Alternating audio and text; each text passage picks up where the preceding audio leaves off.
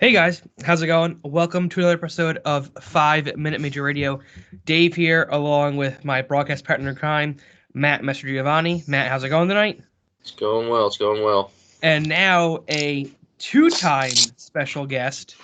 And I think that's our first one, Mastro. But Yeah. Matt, Hoagland. Matt, welcome back to the pod. Thank you, boys.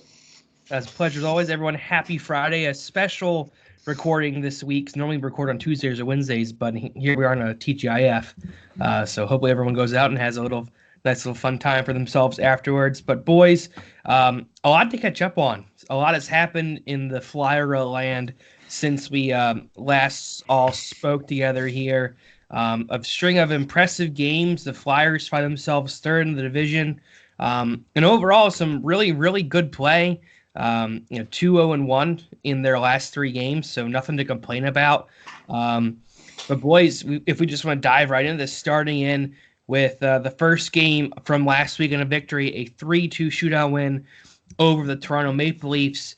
Hoagie, Matt, whoever wants to take off first, whoever's got their thoughts on that gutsy, impressive win. Go ahead, Matt. I'll go first. So I'm trying to think where I was when this game was happening because I don't remember watching a lot of it, but I just remember seeing the highlights and seeing that they went to a shootout again. No, they went. That was the first of one shootouts? I don't know. Oh yeah. So the next, overtime, the first overtime. Well, they beat Montreal in OT. Actually, the second overtime. Sorry, I'm all over the place right now because they beat Montreal in OT, and then Toronto was the shootout, and then we'll talk about the other games that went into overtime and a shootout. All right, so Toronto. I mean, looking at the box score right now, so like I said, I didn't watch most of the game, but it seemed like it was pretty back and forth, and it was just, I mean, the highlights I think of the game besides everything with regulation would be the shootout itself, where prior to that night, they went, 12 rounds at the Wells Fargo Center, correct? 11 rounds at Wells Fargo, right. Yep. And then, so this was a lot more brief, which was nice. But Giroux brought out the simple slap shot against Frederick Anderson, right? Am I right? More like a delayed fake slapper. Yeah. But not something you see a lot in a shootout. No. I don't know if that's really considered I wouldn't say it's frowned upon. I would just say it doesn't happen a lot. But to see that was really cool. It would have been it wouldn't have been as cool obviously if you didn't score or hit the post or went wide, but the fact that he just ripped it past Anderson was unreal, and it was all over the highlights on social media and all that. And then I believe Couturier scored the shootout winner. He did. On a nice move, and the Flyers got a big 2 points in Toronto. So that's really all I can say about that game. Those two shootout goals were basically, I'd say, the most important highlights in my opinion. Yeah. The big takeaway from that game is, a week before, Toronto comes to Wells Fargo, beats us in the shootout for 11 rounds. They start a win streak, and then we end it on the same thing with a shootout. And, it was a good game. Flyers are definitely a different team this year, especially with shootouts. I'm shocked by how successful they've been in a shootout. Giroux just keeps scoring, which is amazing. He's usually been stoned a couple times. Also, that was game number 2 where Phil Myers scored going on his second game streak of goals. So that's definitely a big plus to see that young defenseman who was sent down so early and then comes up and keeps on rolling. So yeah, no, for sure. Valid, really good points there. Overall, it was an impressive and a gutsy win. I mean, you're up 2-0. Brian Elliott in net. Leafs do battle back and tie the game up late in regulation. Mitch Marner suffers a high ankle sprain, which, some might consider that to be one of the worst injuries you can get in hockey because you almost wish he had broken it, because sometimes breaking an ankle is a quicker recovery time frame than a high ankle sprain. A high ankle sprain can be an injury, where you can play all year long, but you're not going to be the same for at least a calendar year, and you really can't. All you have to do is just ice it and take Advil and kind of suck it up and deal with it. It's not like where you can go in and get surgery and bang, boom, it's fixed. You're out for like 3 months and then rehab and then you're back. So it's a bit, it sucks for Toronto because he's definitely a big piece of that engine that makes the wheels turn up in good old Toronto there. So overall, the gutsy, they Toronto ties the game up, towards the end of the period, of the third period there, and then they go into a back and forth shootout, or I'm sorry, an overtime again, where really any team could have won. The Flyers do come up on top, but yeah, overall it started a nice trend. Giroux did have that nice goal, and they started the trend off right because the next the next 2 games, as a matter of fact, also went to shootouts. But that leads us into our next game where, Matt, you were in hostile territory. Well, you live in hostile territory now. Yes. So we'll start off with you because you were actually at the game, at the Garden, as they say up in Boston, where they're clam chowder down by the harbor. Enough of that, because that accent, I'm getting death glares from Brenna already. But yeah, the Flyers did break out another 3-2 shootout win. Hoagie, you were there. What were your thoughts from the game? The Garden is definitely a interesting rink to be at. It's not Philly where you see a Bruins fan walk through the Wells Fargo, he's automatically getting shit. Hardly anybody talked to me, and I did see a lot of Philly faithful, which I was loving. I was like, sweet, I'm among my family. But that game, the Flyers they were making passes and breakouts that I've never seen this team ever do before. Like a breakout where they're going boom, boom, boom, boom, boom, and they're in the zone. Where under the regime of Dave Haxtell, let's play the dump and chase game. It's like, come on, dude. Like, this team is special. It sucked that they went down. They got tied back 2-2 late in the third. I was like, come on. I really want this to win because I'm in hostile territory. I'm working with Bruins fans and New England fans, and I really got to rub it in their face once again. And they came out on top, and Carter Hart just stood on his head for such a young stud against this powerful Bruins team with freaking Pasternak and Marchand and freaking the Bruss is pretty good too. Yeah, they're all freaking. They're just a powerhouse, and the fact that the fact that they came back to tie it 2-2, but they also get a penalty shot in the third period where Pasternak really just scrubbed himself, and then they get a freaking late power play, and still Carter Hart just stood on his head and just kept us in that game to get us that win. And even that Monday where I'm talking to coworkers about, oh, what a great game it was. They're like, yeah, once it went to shootout, we knew we were losing because they just suck in shootouts. And it reminds me of the Flyers of old where, we sucked in shootouts. And for us to win a back-to-back shootout night, I was like, oh my gosh, this is insane. So I definitely enjoyed it. And the rumors about the Garden are true. The seats suck now. Yeah, I was texting you about that, and you're like, yeah. And then Kristen was Snapchatting me. She's like, these seats are terrible. Yeah, they were terrible. You literally sat down and you're like, oh my god, you're there. Like, Dave, no offense, I don't know if you would be comfortable in those seats. Oh, I already know I would not be comfortable. So, yeah, it was great to see another Flyers W in the Garden twice in a year. So. It was awesome. Yeah, Carter Hart 3-0 against the Bruins in his young career. Yeah. Matt, any more thoughts before we move on to good old Mastro? I'm good. Take it away, Mastro. All right. What a game, first of all. I was watching it on my couch. But it was exciting. I'm going to tell you this. Watching that, the Flyers, I would say it was exciting and then nerve-wracking because the Flyers obviously had the lead 2-0 going into the third period, and then the Bruins just started to pour it on, got the upper hand on the momentum side of things, scored those 2 goals, and I mean, you can't blame those on Hart. I felt like after the back end of a back-to-back going from Toronto to Boston, that's going to be tough energy-wise for a team, especially playing 2 teams like that consecutive nights, but what a game. I mean, like I said, it was a nail-biter. It went to a shootout again.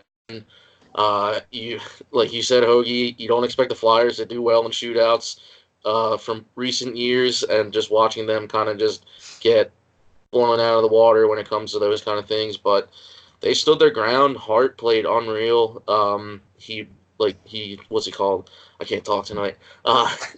He stoned Pasternak on the penalty shot, blanked the Bruins in the shootout, and the Flyers got it done. That was a big game for them again against a good team like Boston, for as deep as they are. But that's a big 2 points. Agreed. Yeah. I can just take everything that you guys said and say I agree. It was a huge game. Carter Hart, I think, had 15 saves, or he made 13 saves in that third period by the Boston Bruins, which included that huge penalty shot stop on Pasternak, and then blanked the Bruins in the shootout.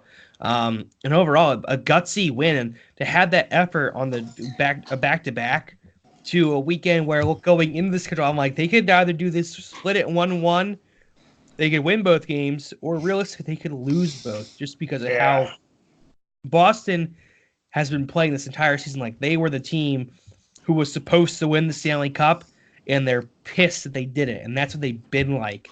I mean, they're probably odds-on the favorite to win the President's Trophy this year, I think, with the way they're playing. And Toronto... They were favorites to win this Cup at the beginning of the season, too. Surprising. Not at all. And then Toronto's got that high-powered offense where their defense is still, a bit of a problem. Maybe a bit of a deployment issue with their defense and their penalty kill. Dave Hacksaw coaches there. So now the Hacksaw effect is real. Hacksaw effect is real. I think the Leafs penalty kill is like 75% right now, which is absolutely atrocious. I think they're bottom 6 in the league. Wow. And with a team that good and players that was the Flyers last year, and Hacksaw was the coach for 3.5 seasons. But I mean, he was also not the PK guy. That was LaPerriere. And I mean, even with Lappy, I think the Flyers were only in the top 20 for the first season that Lappy was the PK coach, and then every other year they were like bottom 6, something like that. So I mean, it's crazy. Like, there's still little things you see with this team now that the coaching staff and I mean the roster itself has been revamped. So agreed. And that's one of the things I want to touch on real quick before we move on to this Wednesday night's game. The one loss we have to talk about, but just overall in general this season, you've noticed a little bit of a difference 5-on-5. But the Flyers were always a good 5-on-5 team. That was never really their problem. Their weakness was always special teams. Definitely. And I've been able to notice since the preseason how improved this penalty kill has been, and how important Kevin Hayes has been an addition to that penalty kill. And now we're seeing the power play ticking, especially the Giroux unit, which is your unit 1, and where they're getting key goals. I want to hold you there. There is no unit 1. There are no unit 1 and unit 2. They're just coaches don't power play units. Anymore. They're power play units. Yep. So you have the Giroux unit, and then you have the Couturier unit. Yes, that is how it goes. Which is 1 and 2. I know, but the coaches don't like it. Can't say screw that. The coaches. But no. Overall, much improved. They've been getting key stops when they needed them. I don't think I've witnessed a power play goal against the Flyers in the 7 games that I've attended. Like a power play goal against. Like, I think in the 7 games that I've attended and watched the Flyers, whether that be at the Wells Fargo Center or the one game up in Prudential Center up in North Jersey. Sick brag, dude. We get it. No, I'm just saying. Last year when I went to 7 games, I probably saw a lot of power play goals against. Oh my god, I saw so many. Whereas this year, I don't think if I've seen any, it's been like 1 or 2. Like I can't. Yeah, I'm at every game. I see a lot. Like I can't remember like bad breakdowns. Do you guys know what I mean? No, like the games I definitely agree. Even watched on bad breakdowns on the penalty kill. Yeah, like there's been some bad breakdowns on 5-on-5 here and there, but that's going to happen in hockey because that's how do you score goals? So I'll say this too is like even just from like, regardless if you're watching live or watching on TV, you can definitely tell that there's a difference in the special teams with these with this new look Flyers, because I just said this the other night, Dave, when we were at the game. Like I tapped you on the shoulder and I'm like, dude, like I love like the aggressive style of the penalty kill now. I was just gonna say that. For as far back as I can remember before this season, they were completely passive on the penalty kill, like playing like the passive box, passive diamond, whatever you want to call it. But they would just have guys just walk right in and just rip a shot past the goalie, no matter who's in net. It's hard to stop a puck when a guy's getting a perfect wrist shot from not even 10 feet out. But they're actually like they're stopping pucks at their own blue line. Like they're getting sticks and lanes. They're moving well. They're even getting I don't know. I think they have 2 shorthanded goals, at least one. I know Hoagie scored. Yeah, they have the one. I don't remember. Actually, it's kind of funny. I think on Wednesday they put up a stat on the scoreboard that Kevin Hayes leads the team in shorthanded goals, and I thought to myself, I'm like, doesn't he only have one? Doesn't he? Yeah. I think he only has one. That was kind of funny, where it's like he leads the team, but like he's the only one that has a shorthanded goal, I think. Yeah. But it's crazy. He's more than 0. That's all. I mean, there were times last season when the Flyers were going like 0-for-6 on the power play. Like, it was again one of those things that called back to the fact where the team and the power play units looked so good on paper, but the product on the ice just didn't translate. And like I said before, with LaPerriere and was Chris Knobloch, they just didn't get it done, with whether it was the players or their systems. They just weren't able to get it done and have success on either the PK or the power play. And right now, I got a couple stats. The Flyers are 13th in the NHL in power play. They're firing at a 21.7%. May I interject real quick? Yeah, go for it. Before we get into more stats, because I'm sure those numbers are reflective. Well, they're current. There's only one more. Oh, all right. Well, then. The next one's good, so you're cutting me off here when I'm on a roll. Just go ahead. So, all right. I'll cut this out, not. If you believe this or not, I'm looking at it right now on my iPad, but the Flyers are number 5 in the league on the penalty kill. No, I believe that. They are top 5. Granted, they're number 5, but that's top 5, and they're 86.3% on the penalty kill.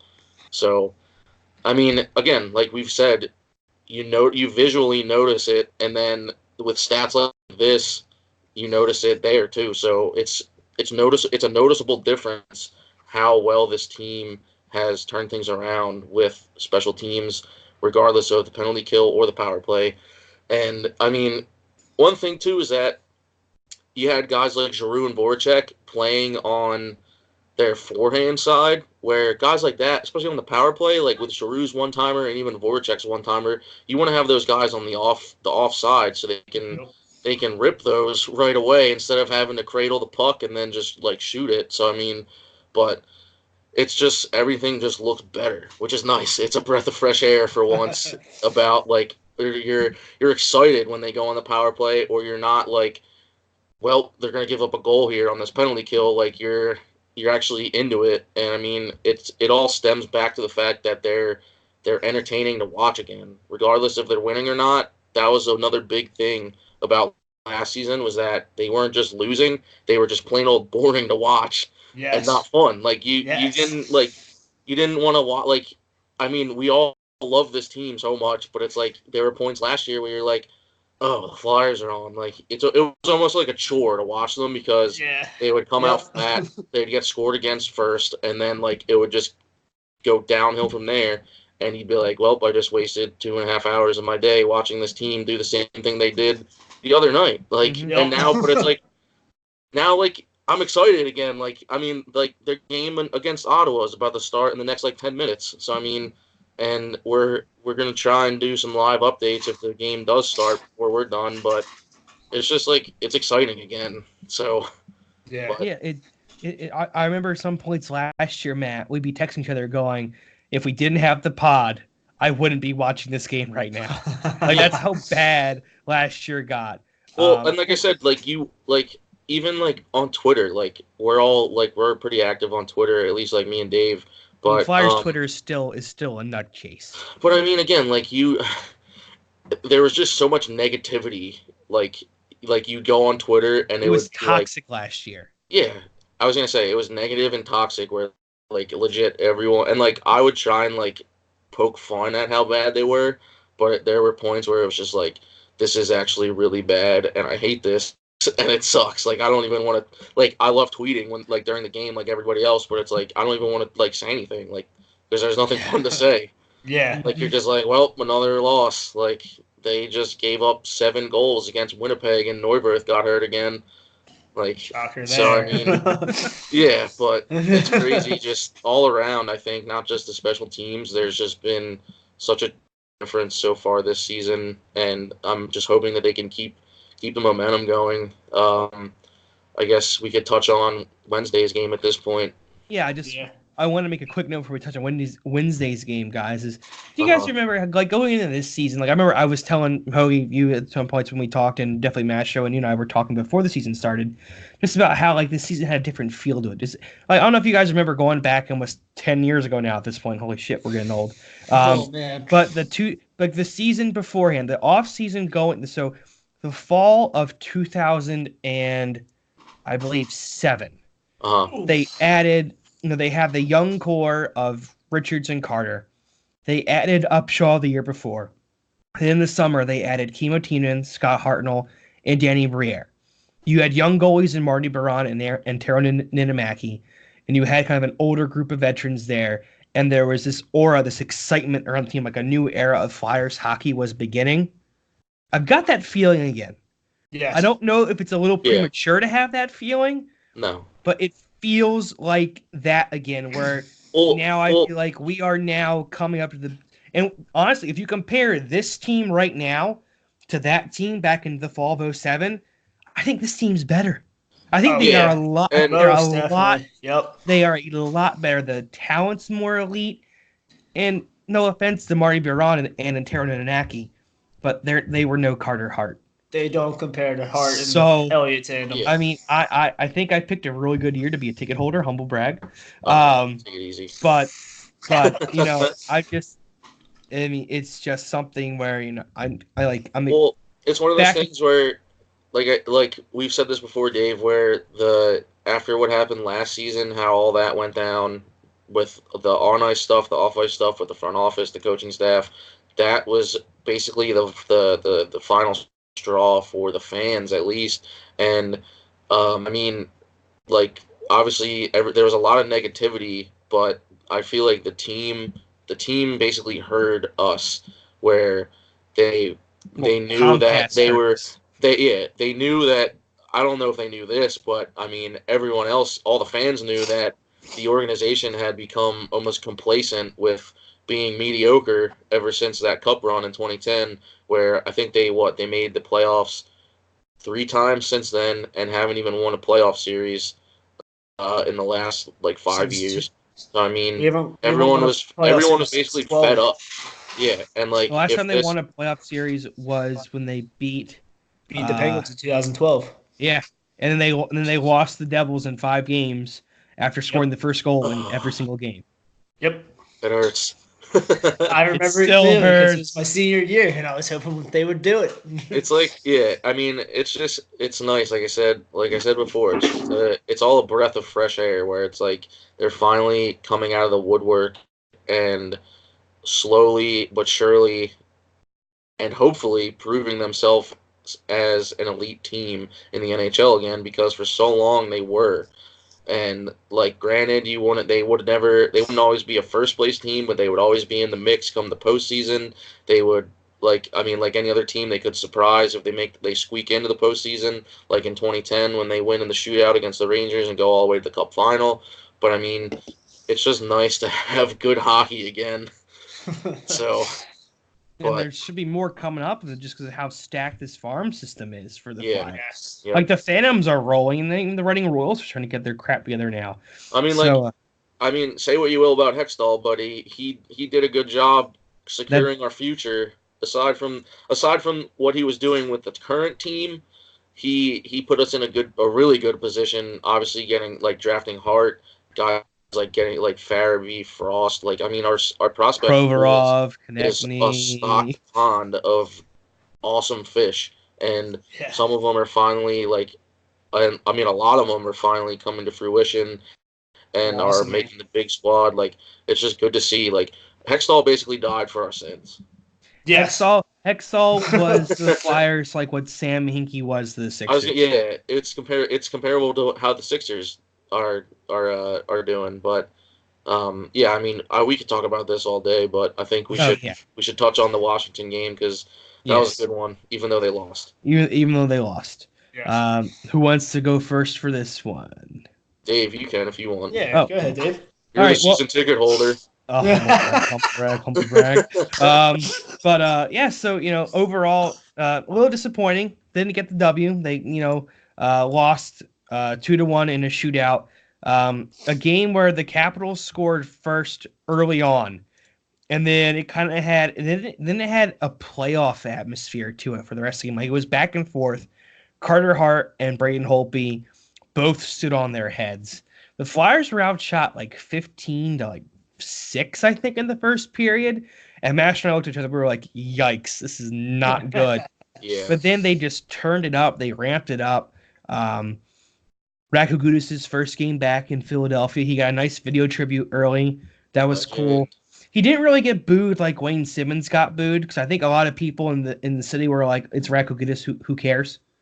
Like I made a joke before the game. I was like, "Do you think they'll give Gudas a tribute?" And then like they did, and I was like, "Oh, that's pretty cool." I mean, he was here for a couple of years, and he, at his best, he was a third pairing defenseman. But I mean, he was always one of those guys where like he was a fan favorite. Where obviously his big hits and his physical play were something that a lot of people liked about him, regardless of him not being the most skilled guy, like you said, probably third pairing defenseman at best. But I mean, people like that kind of stuff. Obviously, they do. It's and the Flyer way. The Flyer way, and it was nice to see the Flyers battle back and have two players who come in. They've both been struggling to get points this year, but it hasn't been a problem in regards to Jacob Voracek and Claude Giroux. Voracek actually made a nasty play and walked Gudas on the power play goal that he assisted on Claude Giroux to tie the game up at 1.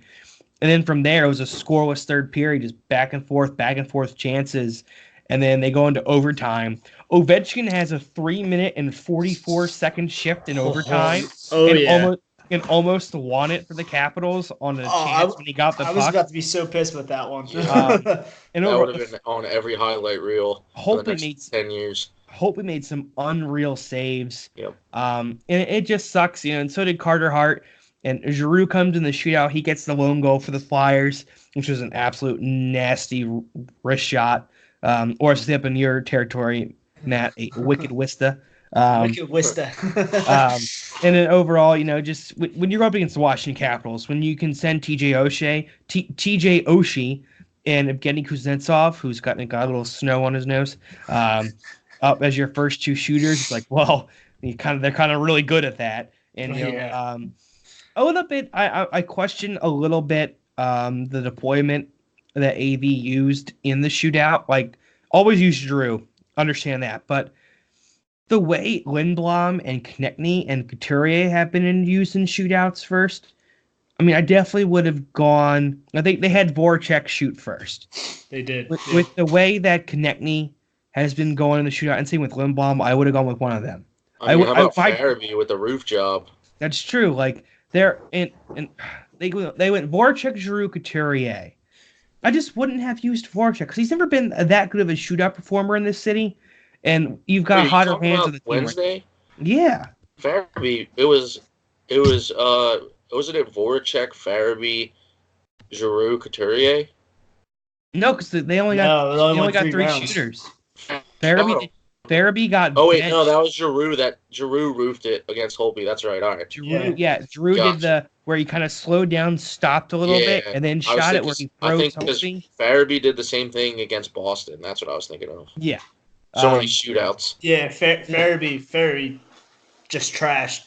Freaking who was it? Halak. Halak, yes. I wanted to say the other one.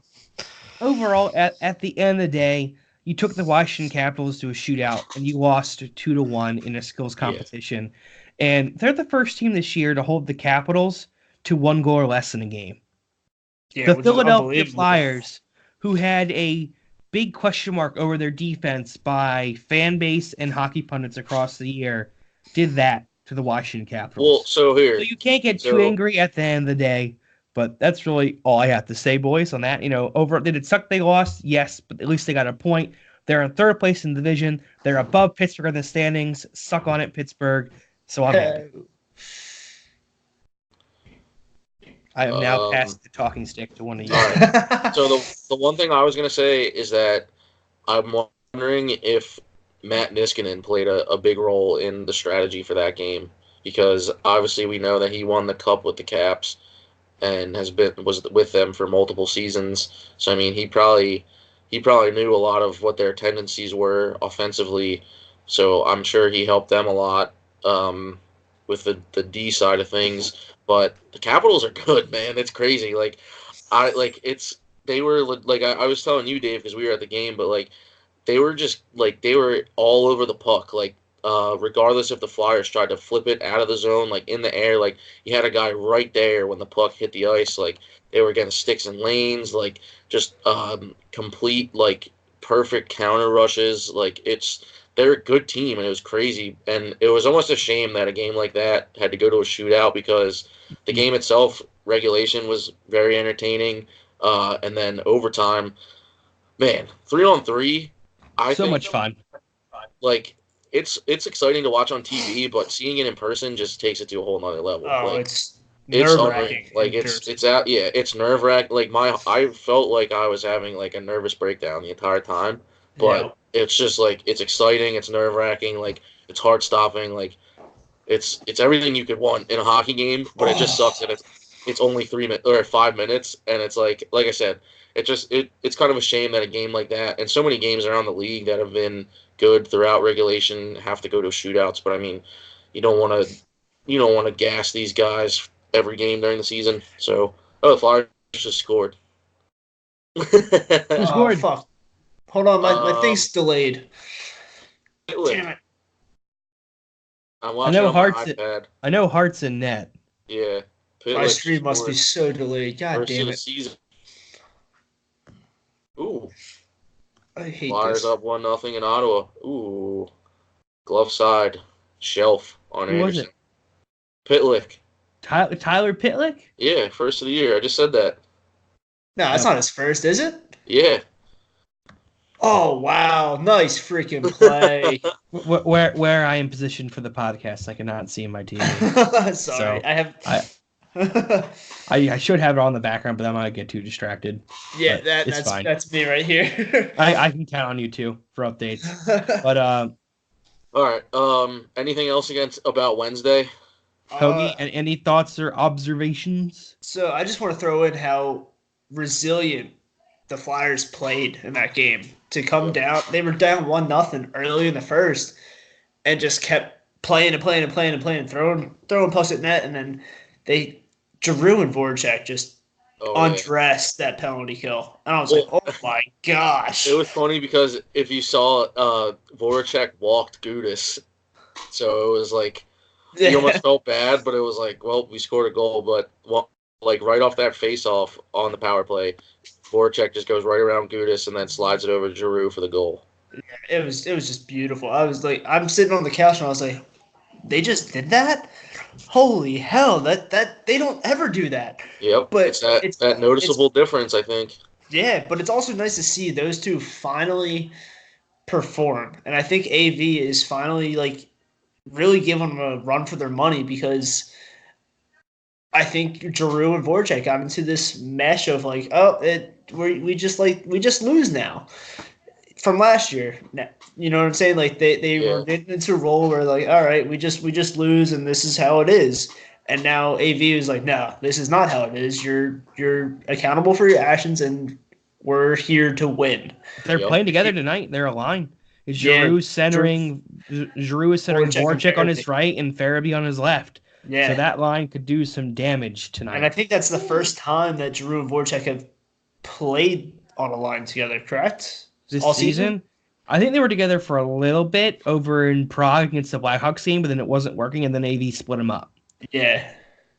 Which I like them. I like them separate because when they're on the ice together, they just pass too much together. It's like, no, you shoot, no, you shoot, no, you shoot. It's like, no, Drew, you shoot, Voracek, you pass. Yeah, and now somebody shoot. Why I like this line a lot is because now you have Farabee, who does have a shoot first mentality, or he can go to that slot, and Drew and Voracek can feed him pucks, and I think slot plus good shots equals goals. If my math is correct, I'd say that's correct. That's a college education right there. Yeah. So what I like about Farabee is that since he's so young, he's ballsy, and ballsy as hell. He'll skate into the top of the circle and just pull up. Like most kids at that age, they're skating to the top of the circle and throwing the puck across the ice or wrapping it around the net. Like he pulls up and makes a move around the defender to make that space for him, and I love that about this kid. I think he's going to be a threat for this team. Oh, he's very tenacious with and without the puck. Oh yeah, and that was one of his skill sets when they drafted him, and you saw that he struggled a little bit in his first year of college with BU, and then after the World Juniors last year and his second half, it was like a switch turn on. He's like, oh, I can do this. I'm this much better than everyone, and okay. And you saw it a little bit in preseason. He just didn't have any luck, and then he went to the Phantoms and it just clicked, and now he's brought to the NHL. Yeah, I also think that I heard a lot during the preseason that he was on the bench just gassed and winded. So I don't know if it was just like a different pace for him that he wasn't used to, and he just needed that AHL stint to kind of like get used to that style and what am I trying to say? The pace of it, pretty much the tempo, and then just freaking once he clicked with it, he was like, all right, here we go, let's do this.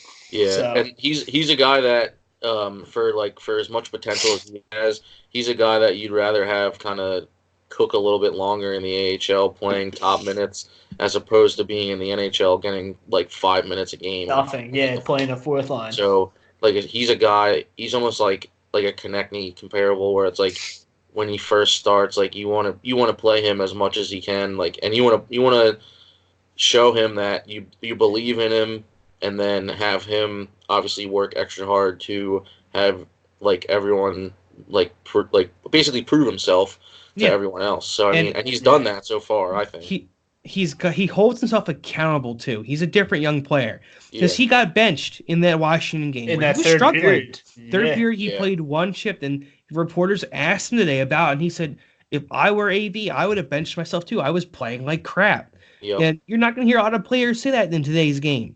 Imagine if that happened to freaking McDavid. Imagine if that happened to McDavid. He'd be freaking whining and crying at 19 years old, saying, Connor McDavid had 2 hat tricks this week and had a 6-point game last night against the Colorado Avalanche. That guy's good. So, all right. So mentioning that, that'll segue into around the league because that's one of my. Well, that was a smooth transition. That was a great transition. Yeah, I love it. I know. We totally planned that. So, all right. So the cat's out of the bag about that. It's not new news, but it's news that Connor McDavid is good, really good. He had 6 points last. He had 6 points last night against the Avalanche, who are a good team. Because of it. Good team. True. They've had their injury troubles. But yeah, Connor McDavid 6 points, a hat trick plus 3 assists. Leon Draisaitl also good. 5 assists on the night. Draisaitl has 41 points already this year. What? It's unreal. Draisaitl has 41 and McDavid has 37. Yep. Wow. They might literally drag the Oilers kicking and screaming into the playoffs. Yeah, so they are the NHL scoring leaders, respectively. Like you said, Dave, Draisaitl with 41, McDavid in second with 37, and then Pasternak with 31 points. So they're good. They're really good. There's nothing else. There's not much else to say besides they're really good. And I mean, it's still relatively early in the season, so. But it's also no surprise because last season they were responsible for, I think, over 50% of the Oilers scoring. So it's almost a double-edged sword where you have these two guys absolutely lighting it up, but there's also the question of how deep that Oilers team can be scoring-wise. But I mean, they do have James Neal too, so those Hopkins has been good this year. Yeah, too. So I mean, those 3 guys, those 4 guys, they have the potential. They just need that secondary scoring because that's so important come postseason. If they make it, obviously it's still a long way, but you need that secondary scoring when it comes down to situations like that. Some more news. Jeff Carter. I almost said Carter Hart. I saw Carter. So former Flyer Jeff Carter is going to be playing in his 1,000th NHL game. They're actually playing. So it's the Kings versus the Knights tomorrow. I believe. Oh yeah, all right, 4 p.m. Eastern. So 1 o'clock tomorrow in California. Yeah. Yes. Holy crap! Yes. I feel old so, now. Jeff Carter's playing his 1,000th game. Money on the board, obviously, for the boys. But it's crazy. Like, they were just so. I guess credit to Spin Chicklets on this, Dave. I think you heard this, but there's so many guys from that draft year. I think, what is it, 03? 03 or 04. Yeah, I think it's the 04 draft. Like, there's more than a handful of guys this year and next, obviously, that are gonna hit that 1,000 game milestone. Like Corey Perry just hit it the other day in Dallas. Ryan Getzlaf already hit it. So I mean, there's so many guys that it's crazy. Like you feel like they haven't been around for too long, but they've been around for 1,000 games, which is crazy. Like what is that? Over 10 years? Like so yeah. I mean, 2003 draft year. Yeah, that's 15 years at least. God. So, but it's at least 12 seasons. Yeah. So yeah, but and I think it's Carter's 500th game as a King too already, which is crazy. Yeah. So wow. What? Carter's 34 now, and he'll become the 341st player in league history to reach his 1,000th game. He's got 7 points in 19 games this season and is the 3rd oldest player on the Kings. The Kings, I think, are the oldest team in the league. Yeah, they're pretty old. They're scratching Ilya Kovalchuk on purpose. Yeah. So Carter was a 21-year-old rookie with the Flyers in the 05-06 season, and now he's playing in his 100th game or 1,000th game. So, we're getting old. I mean, thanks Jeff Carter for Sean Couturier and Jacob Voracek. True. And then on to the next thing. Regardless about what you think about him in the rivalry, Sidney Crosby's having more injury trouble. Sadly. He's out for at least 6 weeks after core muscle surgery. Sports hernia, right? Yeah. But like I said, regardless of that absolutely heated rivalry with the Penguins and the Flyers, you gotta feel bad for the guy. I mean, he's one of the most marketable players for the NHL outside of the sport, and to have him not playing is definitely bad for the league. And I mean, like I said. I mean, if the Penguins don't make the playoffs, it's no problem to me. But I mean, again, you can. I think again, Spit and Chicklets said you can't win a playoff spot in November, but you could probably lose one if it gets to be that bad. The Flyers should know that by now. Yeah, but missing a guy like Crosby on any team, I mean, it's gonna hurt. And it's going to force other guys to step up, like I said, like any other team. If your star gets hurt, everybody else, it's like that next man up where everybody else has got to give a little bit more. Well, I think I saw Evgeny Malkin becomes like Super Malkin when Crosby's out of the lineup. Yeah. And I saw Malkin's stats without Crosby, and they're insane.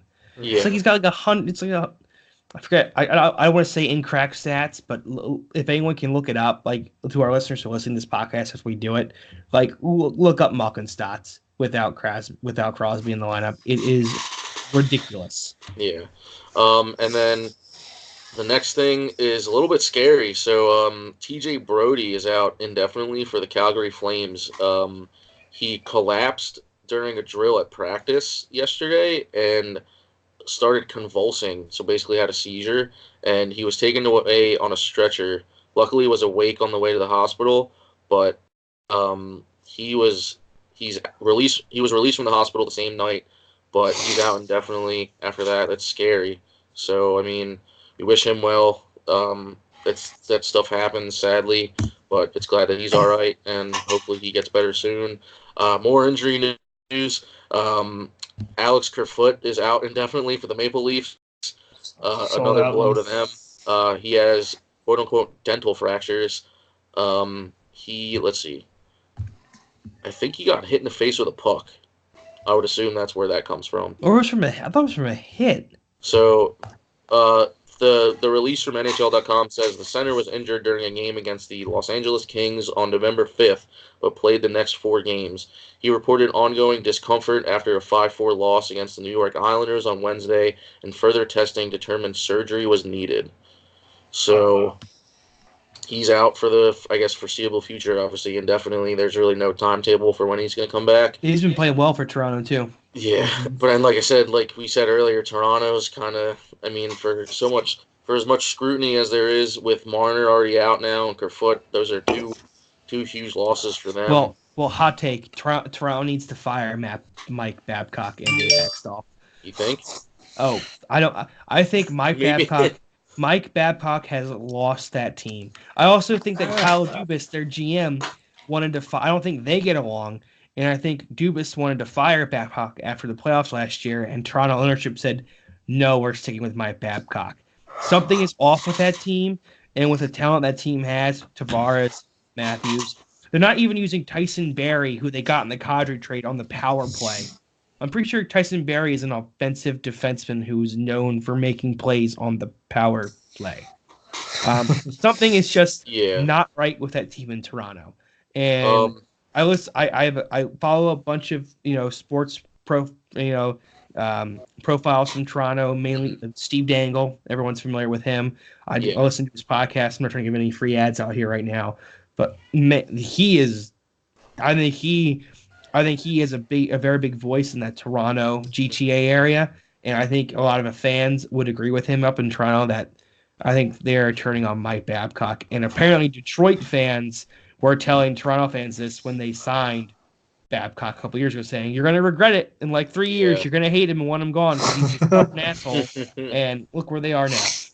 Yep. And then one more thing before I talk about some scores and noteworthy games for tonight and this weekend. But regardless of what people may think about this topic, we're not going to go into any detail about it. Just report what we heard and what the news is. But if you haven't heard by now, Don Cherry was fired from Sportsnet on Monday after some comments that he made on air in the Coach's Corner segment. So, again, think what you will about the whole situation, but we're just here to report that news and moving on. So, So, wait, I do have one section to say about that whole thing. I listened to the Pod Street Bullies podcast, and literally the week before he got fired, they literally said that man should just retire. Like, he is on that show and makes no freaking sense. And I even noticed that watching, I think it was the Maple Leafs game. I think they may have had him on there, and I was like, "Oh my God, this guy is delusional! Like he's an old senile man." Yeah, I was like, he does have to go. So it's complicated. I mean, it's not. Yeah, we'll move on. Oh well, the pierogies and the hot dogs and the cheesesteaks and the school bus. That's Don Cherry now. That's all I had to say about that. Yeah, no, you're good. So moving on. So the games tonight. Obviously, the Flyers game is in progress right now. About a little more than halfway through the first period, the Flyers are up 1-0 against the Senators in Ottawa. The Bruins and the Maple Leafs is actually a good matchup. That's first intermission right now. I believe that game is in Boston. That's always a good matchup between those two teams. The Penguins are taking on the Devils tonight. That's also first intermission, 1-0 Devils. Back to the Bruins quickly. The Bruins are up 1-0 first intermission. The Canadiens and the Capitals are up against each other tonight. That's first intermission as well. And then the Blues and the Blue Jackets are tied 1-1 in the first intermission. The Flyers play again tomorrow night against the Islanders at the Wells Fargo Center. Dave's going to be in attendance because, season ticket holder, so he's better than all of us.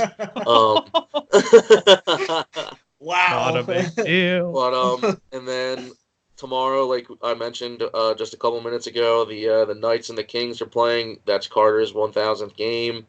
And then, I mean, there's pretty much a full slate of games. It looks like tomorrow night. Let me just check this quick. So tomorrow night, yeah, there's 14 games tomorrow. So you'll have no shortage of hockey to watch tomorrow if you're a hockey fan. Sunday, there's only 2 games. Nothing really. I mean, Flames and the Golden Knights, and then the Sabres and the Blackhawks Sunday night, and then the Flyers are back in action on Tuesday, I believe. So yes, they are Tuesday against Florida, and then Thursday in Carolina. Yep. And then they play next Saturday at home against the Calgary Flames. So our next episode will recap that. Hopefully it's all wins or at least good stuff, and then that's it for around the league. Just a lot going on as usual. The season's in full swing. Again, for the guys that are injured, we hope they get better soon, and everyone else, just keep doing your thing. If you're the Flyers, just keep winning games, hopefully. Yeah. So that's all I got for that. Yeah. So, boys, unless there's anything else we want to touch on, I think that might be a quick little wrap up for this week. Unless Matt and Hoagie, you got anything? I got one thing. I don't know if you guys saw this tweet or not. Matt Niskanen is in his 900th NHL game. Kevin Hayes is in 400th game, and Tyler Pitlick with his 200th. Ooh. So those are big milestones right there. Some money on the board probably in the room tonight. Yeah, and Tyler Pitlick gets his first goal of the season in his 200th. So that's a big step right there. And then actually, so there's one more stat that I forgot, but this is from Jordan Hall. So far in November, Carter Hart's stats are unreal. He's 4-0-1 with a 1.72 goals against average and a .939 save percentage. So yeah, this kid's good, I think. I think those numbers are good. But let's hope he keeps it up, and let's hope the team in front of him can keep it up as well. Yep, definitely. Yep. Agreed. So, boys, I think that wrapped up for this week. Matt and I, of course, we will be back. We're thinking Tuesday evening because next Wednesday, I don't know if Matt knows this, but we mentioned up on our last podcast that Matt and I were on together. We have partnered with the Pigeon Coop. Give them all a follow and a shout on Twitter, Facebook, etc. But we are now partnering up with them, and I have actually been asked to be a guest on their podcast next Wednesday. I'm going to talk to the guys at Pigeon Coop, see if I can get Mastro to join me with that as well. But so I'll be giving us a good old plug on their show come next Wednesday night. So everyone make sure you subscribe and listen to. They're a bunch of great guys. We hung out with them. Of course, the Flyers from opener, killed some Miller Lights there in the parking lot. A nice little dreary day, and watched the Flyers kick the Devil's ass in the home opener. So should be a good couple weeks of hockey coming up here, boys. And as for always, I think Mastro's frozen a little bit on my screen here. Oh, yeah, me too. Oh, look at that stash. There. That stash is... Matt, can you still hear us? I'm still... You're still alive? Uh-oh. Matt? Oh, we may have lost Mastro. That stash is staring at me, man. That's a hardcore stare right there. But without Matt, of course, I'll just... with Mastro, we'll close it up here. Matt, Hoax, thanks for joining again. As always, welcome back anytime. Thank you. That'll be it. We'll wrap it up. It was a good pod tonight, gentlemen. And with that, we'll see you guys next week. And let's go Flyers. Let's go Flyers.